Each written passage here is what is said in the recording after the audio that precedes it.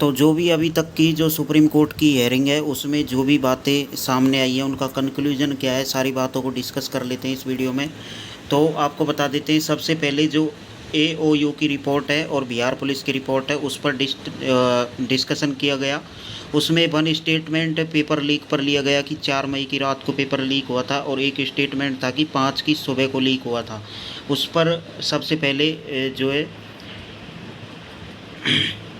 Argument हुए, उसके बाद में उसका जो कंक्लूजन निकला कोई क्लियरिटी उस पर नहीं दी गई। उसके बाद में जो डिस्कशन हुआ झज्जर पर, झज्जर में जो ग्रेस मार्क्स दिए गए थे उस पर डिस्कशन हुआ। उसमें जो कैनरा बैंक है, कैनरा बैंक और एसबीआई बैंक दो पेपर मिलते हैं जो कि उन्होंने एनटी वाले जो एडवोकेट उन्होंने बोला था कि जो कैनरा बैंक है उसका पेपर दिया गया था।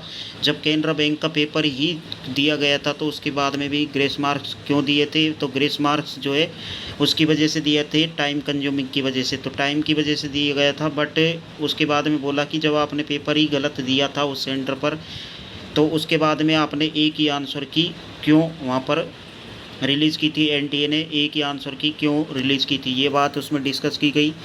ग्रेस मार्क्स क्यों दिया गया था, तो ये मेन मुद्दा था।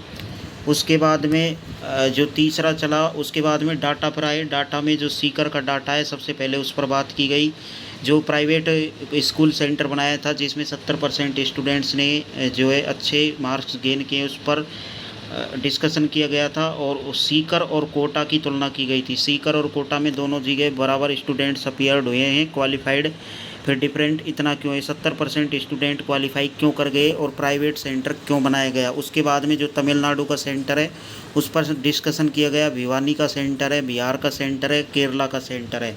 उसके बाद में कॉलेज काका की जो ईमेल है उसके बारे में डिस्कशन किया गया था कि उन्होंने ईमेल भेजा था और एनटीए को, उसके बाद में जो पेपर लीक है वो स्प्रेड से बच गया। उसके बाद में दोबारा से सीकर पर डिस्कशन हुआ, उसमें जो मार्क्स वाइज परसेंटेज ज़्यादा है उस पर डिस्कशन किया गया कि इतने ज़्यादा जो है 700 से ज़्यादा स्टूडेंट्स यहीं पर क्यों देखने को मिले, जबकि कोटा भी एक कोचिंग हवे उसके बाद में सीकर में इतना ज़्यादा परसेंटेज रेशो क्यों है।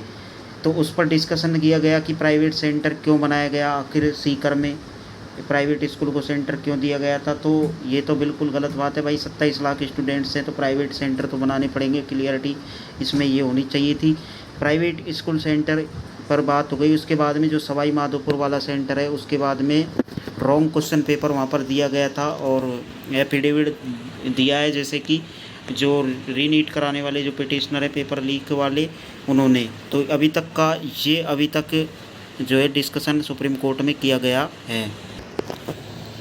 इसके बाद में जो गोधरा गुजरात वाला सेंटर है उसके बारे में डिस्कशन हुआ कि वहाँ पर भी जो स्टूडेंट्स हैं उन्होंने ज़्यादा और सेंटर की तुलना में अच्छे मार्क्स गेन किए हैं, ज़्यादा क्वालिफाइड स्टूडेंट देखने को मिले। 650 से ज़्यादा स्टूडेंट्स, 70% स्टूडेंट हैं, इसके बारे में डिस्कशन किया गया।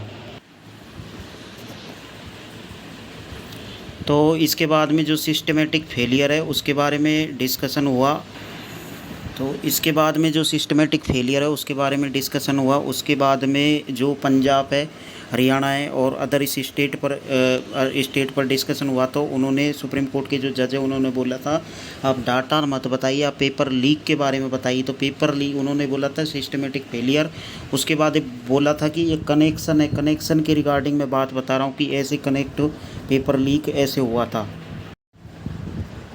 तो आफ्टर लंच जो सुप्रीम कोर्ट में हुआ उसके जो कंक्लूजन है उसके बारे में बात कर लेते हैं। सबसे पहले जो चौथे नंबर के पॉइंट है उसमें डाटा बेसिस फैक्ट बताए गए, झज्जर का जो और अदर्स जो भी सेंटर थे जिन पर इरेगुलरिटीज़ देखने को मिली थी उनके बारे में डिस्कशन हुआ। उसके बाद में जितने भी पिटिशनर्स थे उन्होंने अपने अपने पॉइंट ऑफ व्यू रखे, ग्रेस मार्क्स पर पॉइंट ऑफ व्यू रखा। उसके बाद में जो एनसीईआरटी का क्वेश्चन है उस पर ज़्यादा डिटेल से बात हुई, उसमें जो एटम वाला क्वेश्चन है उसके बारे में, और उसमें जो आंसर दिए गए हैं ओल्ड एनसीईआरटी और न्यू एनसीईआरटी के अकॉर्डिंग। उसी पर सुप्रीम कोर्ट ने जो है यहाँ पर जो आगे का आदेश पारित किया है कि आईआईटी दिल्ली से जो इस क्वेश्चन का आंसर है उसको फिक्स कराया जाए और इस क्वेश्चन का एक आंसर तय किया जाए। कल ये हो जाना चाहिए ये काम और कल ही हियरिंग होने की पॉसिबिलिटी उन्होंने बताई है। उसके बाद में रीटेस्ट पर चर्चा हुई, पेपर लीक पर चर्चा हुई। पेपर लीक पर उन्होंने बोला कि जो भी रीनीट करवाना चाहते हैं वो कल तक जो है ईमेल भेजिए, जो भी कोर्ट मास्टर है उसको आज जो है उनको मेल भेजना होगा। और नो नीट के जो करवाना चाहते हैं उनके भी डाउट्स थे, मतलब उन्होंने भी अपनी राय रखी पिटिशनर्स ने। तो ये बातें सुप्रीम कोर्ट में आज हुई। अब इस पर जो है कोई भी डिसीजन नहीं निकला, कोई भी कंक्लूजन नहीं निकला, बस ओनली पिटिशनर्स को सुना गया लंच के बाद में। अब डिसीजन जो आएगा वो कल आएगा, जो भी होगा देखने वाली बात होगी। और जो भी अभी फ़िलहाल के लिए अपडेट थी यही थी कि इसका जो कंक्लूजन था ये निकला। उसके बाद में बिफोर लंच आपने देख लिया होगा, नहीं तो मैं इसमें ऐड कर दूंगा।